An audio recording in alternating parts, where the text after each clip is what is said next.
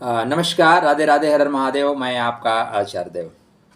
आज हम इस वीडियो में बात करेंगे सत्ता सिंहासन के लिए जिनका जन्म हुआ है, जिस राशि में शक्तिशाली आत्माएं ही जन्म लेती हैं और जिन्हें ऑक्सीजन से ज़्यादा मान सम्मान चाहिए, ऐसे राशि के ऐसे लग्न के जातकों के लिए गुरु महाराज का वक्रत्व होना, गुरु महाराज का वक्री होना 118 दिन के लिए क्या फल देगा। तो हम बात कर रहे हैं सिंह राशि, सिंह लगन के जातकों के लिए। मगा, पूर्व फाल्गुनी, उत्तर फाल्गुनी छायनी शक्ति लेके आप लोग चलते हैं, छा जाते हैं। तो गुरुदेव आपके वक्री हो रहे हैं और गुरु महाराज 118 दिन के लिए वक्री हो रहे हैं, थोड़े दिन के लिए नहीं, लंबे समय के लिए। तो गुरु गुरु है और गुरु जब लौटता है, इसका मतलब वो इम्पोर्टेंट क्वेश्चन बताएगा।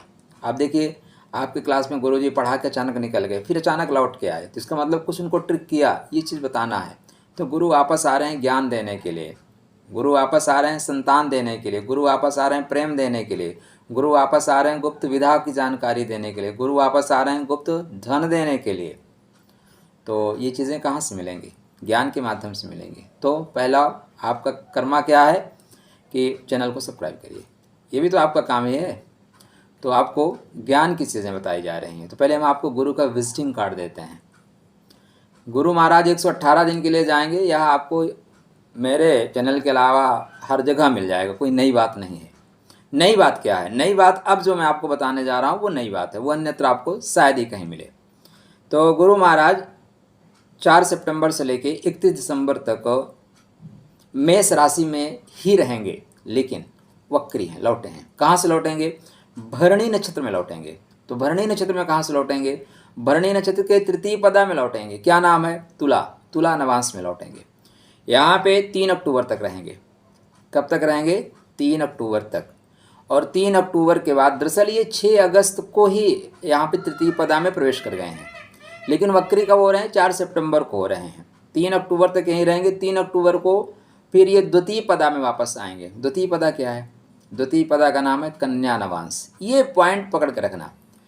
तुला नवांश, तुला क्या है? आपके पराक्रम का नवांश है। कन्या क्या है? आपके धन का नवांश है, बैंक बैलेंस का नवांश है। तो जब गुरु बैंक बैलेंस के नवांश में आएंगे तो बोलेंगे बेटा आप बैंक में पैसा डाल लो, बैंक में पैसा जमा करो, तो बैंक में पैसा आपका जाएगा।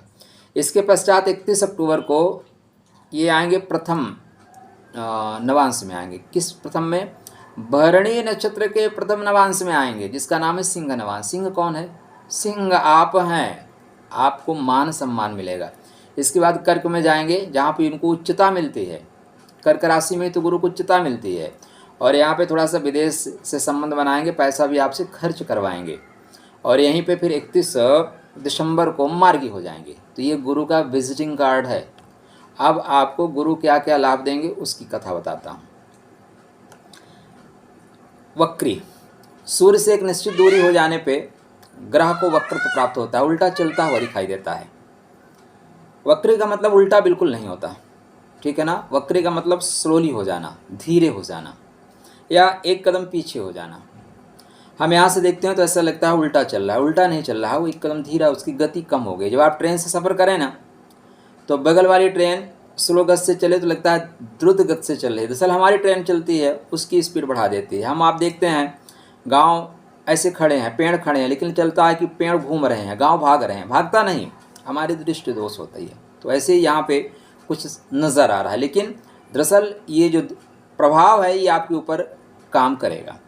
तो गुरु महाराज पंचम से पंचम है, पॉइंट नोट करिए। गुरु महाराज पंचम से पंचम है, तो श्रेष्ठ लाभ देने वाले हैं। त्रिकोण का स्वामी त्रिकोण में, इष्ट का स्वामी धर्म के घर में, ठीक। अब यहाँ पे गुरु चाहेंगे कि आपके भाग्य में आ रही अवरोधों को ख़त्म करें। जब कोई ग्रह वक्री होता है तो अपने एक घर पीछे का फल देता है, एक राशि पीछे का फल देता है। तो गुरु महाराज मीन राशि का फल देंगे, हैं मेष राशि में, लेकिन फल कहाँ देंगे? मीन राशि का फल देंगे। तो मीन राशि का फल देंगे तो क्या करेंगे? गुप्त चीज़ों की जानकारी देंगे। जो भी संसार में गुप्त है वो आपके लिए गुप्त नहीं रहेगा, आपके सामने उसको प्रकट होना पड़ेगा, प्रकटीकरण हो जाएगा। दूसरा, ससुराल से संबंध बेहतर करेंगे। भाई अगर ससुराल में शांति है ना, तो आपके घर में पूर्ण शांति है, तो यहाँ पे शांति स्थापना करेंगे। तीसरा पॉइंट क्या करेंगे? आपके बिछड़े हुए मित्र को मिलाएंगे। जिन लोगों ने आपको ब्लॉक कर दिया था ना, वो अनब्लॉक कर देंगे। जो बात नहीं कर रहे थे वो आपसे बात करेंगे। तो प्रेम संबंधों में प्रगाढ़ता। संतान की अगर आपको चाहत है, संतान के लिए बहुत दिन से आप प्रयासरत हैं, संतान नहीं हो पा रही थी, तो यहाँ पे आप संतान के लिए प्रयास करें। 118 दिन कंसीव करने के लिए बेहतर समय चलेगा। देख लीजिए अपने बर्थ चार्ट को उठा के। अच्छा, जब मैं अभी ये बात करता हूँ ना, तो पूरे 60 करोड़ लोगों के लिए सब कुछ राधे राधे नहीं होगा। आप अपनी महादशा अंतरदशा चेक कर लीजिए, अपनी महादशा अंतरदशा के अनुसार आपको लाभ होगा। ठीक है ना। आपकी महादशा अंतरदशा अच्छी चल रही है, आपको बहुत ज़्यादा लाभ होगा। महादशा अंतरदशा अच्छी नहीं चल रही है, कम लाभ होगा। खराब चल रही है, लाभ ही नहीं होगा।